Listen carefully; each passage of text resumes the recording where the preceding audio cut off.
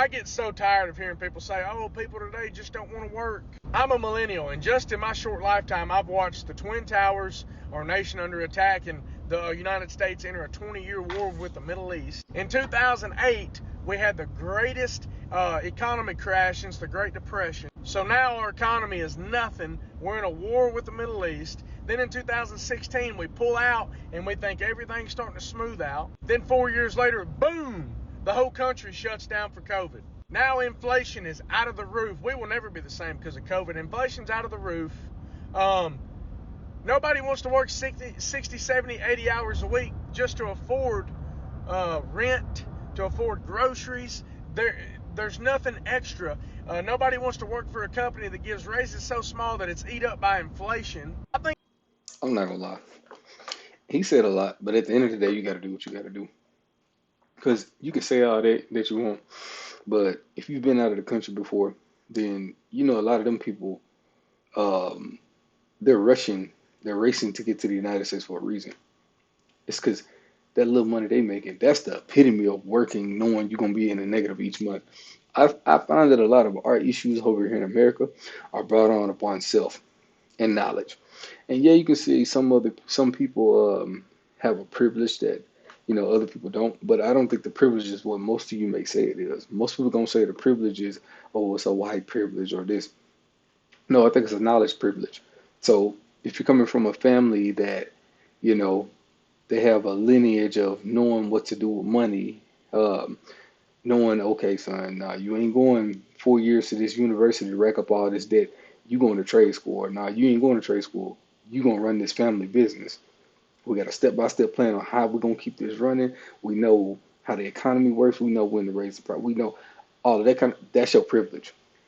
That's your privilege. If you have that, you're privileged. Now you have others who have to work a little bit longer to get to that point because they might not have that same privilege. So they might have to bump their head, which is why then you can consider that privilege. Like, okay, this person right here is obviously gonna have an advantage if they have the advice right there. But they only got the advantage if they take it and use it. A lot of people don't take it and use it. They just live off mom and daddy. So that person that I would argue that person that's having to bump their head is actually better off. So I don't think it's a what the economy's doing, all this kind of stuff, man. I think it's just a knowledge thing. Like he said a lot, yes, but at the end of the day, you got to do what you got to do. Especially if you're a man. I don't want to hear all that. Like, yeah, you can complain. Yo, get it off your chest. Like my daddy told me back in the day, get it off your chest. Yo, complain, cuss if you got to. But at the end of the day, you still got an option, man. You can work two jobs. You ain't gotta be in debt. Like if you can avoid as much debt as possible early on and get to the point to where you kind of stride, you know what I'm saying, striding away to where your money just doubling, like you investing into, I ain't gonna say your 401k, you investing into your Roth, like just all that kind of stuff. Like you can be okay still. So I be hearing people when they talk like this, but it's like it's just easy. It seems like just a coping mechanism. Like, oh, I'm not doing good because of this. It's like there's a reason you got people making an abundance in America who love working. It's for a reason. They figured it out. people want to go to work. I think people actually take pride in going to work, take pride in having a career. But I agree. when you can't see daylight, there's a sense that what is the sense of me getting a job and working? And then people that are saying this, nobody wants to Uh, work. When they were coming up on a 40-hour paycheck, would pay for a home, pay for a new vehicle, raise a big family. The same jobs today can't even buy you put gas in your car and get you an oil change. It can't buy. so how we still got so many cars on the road? Like, I get what he trying to say. Like, oh, it's tough out here as an American. It may be tough, but you can avoid all that by just making the right decisions. Like you don't have to make the same. You don't have to go to that concert. You don't have to buy Wagyu beef. Like you can go to Costco and do the little deal. See a lot of people doing now. They're doing a little deal where they buy their steak in bulk and just chop it up and then eat off of that. You don't have to eat at these restaurants. I think Americans' issues is the overindulgence of stuff. Like we just want so much. Like you look at your bank account, and I've been guilty too. That's why I'm able to talk from experience right now.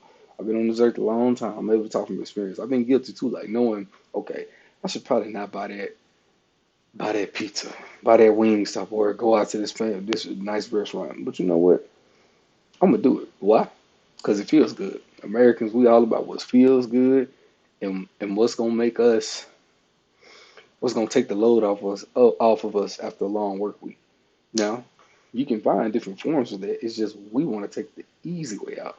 Like Americans gonna do it. Like just sit back and think about everything we do to relax on the weekend. The stereotypical American.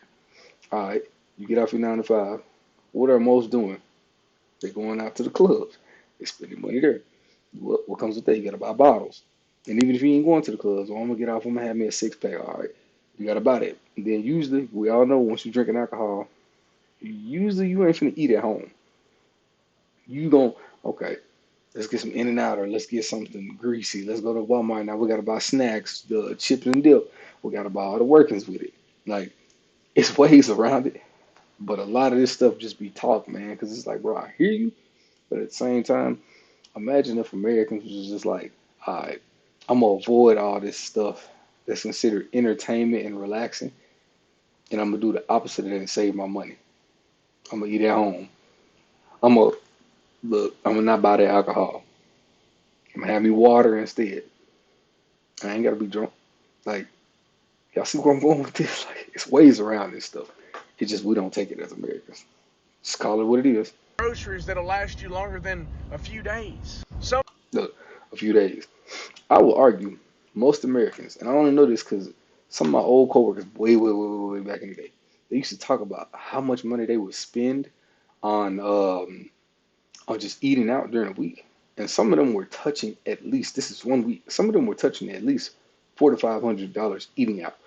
Is it expensive to eat out? Yes, especially if you're eating out. And it can get up there fast because this was out in on the West Coast. So you got to think they going out to eat during, let's just say regular day for one of them morning time. They getting their Starbucks. They getting all that kind of stuff.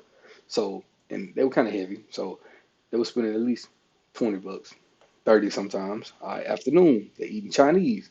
Chinese for sure, because I know when I go by myself, if I'm getting like whole plates, we spending 10 to 15 there, and they getting like two things and stuff. So like noodles and rice, and then probably something else like a protein or some sort, sesame chicken or something like that. So and then by that time, and then you got to think they're going to the vending machines. They're getting stuff out of the vending machine. So then that's adding up. And I know for a fact, 'cause I used to love me some Cheetos and some hot fries from the vending machine. So and that's 250 right there, a pop. Plus they getting cookies. And speaking of pop, they getting some kind of drink. So you see how that can accrue. That's and this is one day. They spending well over 100 in just one day. And I ain't even got to evening time. Because a lot of them will tell me, I don't cook. Because that's usually how they work in fast paced cities. A lot of them don't cook. So it's like, all right, they eating out then. And Lord forbid they got 2 or 3 kids, single mom. Like, y'all see where I'm going here?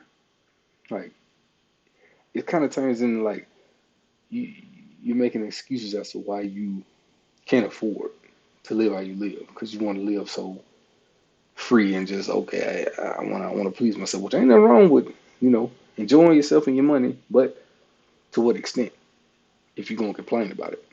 folks can't even buy groceries. They're having to have government assistance to be able to get groceries on the same salary that the people that were buying a new home, a new vehicle, raising a family. It's just hard for people to want to go to work in 2026. All right, like I said, y'all know how I feel about it, man. Yeah, it can be hard to go to work because yeah, nobody's gonna wake up every day out of the year unless you just love doing what you do. Nobody's gonna wake up every day out of the year and be like, okay, let's go get this every single day. Like you got some motivated people out there that might, but average person not. But with that being said, life is about decisions, choices, and and which ones you make and which ones you avoid. So with that being said, y'all know what to do. Save your money. It's just plain and simple. But it's not hard. Like do the right thing. Start realizing, okay, I ain't gotta do this. I can do this instead. And with that, man, thank y'all for listening, man. Like, comment, subscribe. Um, if y'all rocking with me, man, drop something in the cash up down below at OldManD. Y'all see me down there. Just click that little link. Um, see y'all in the next video. Thank y'all for rocking with me thus far. Once again, we're trying to spruce this up right now. Y'all see my little door in the background. Trying to do a little bit better for y'all, but y'all know I'm old and need that help. So last but not least, your comments definitely help me grow and help me know what I need to fix. So once again, like, comment, subscribe. Help me grow the channel. Hit that cash app, and my arthritis kicking in. My back starting to pop. I know y'all heard that. I see y'all in the next one.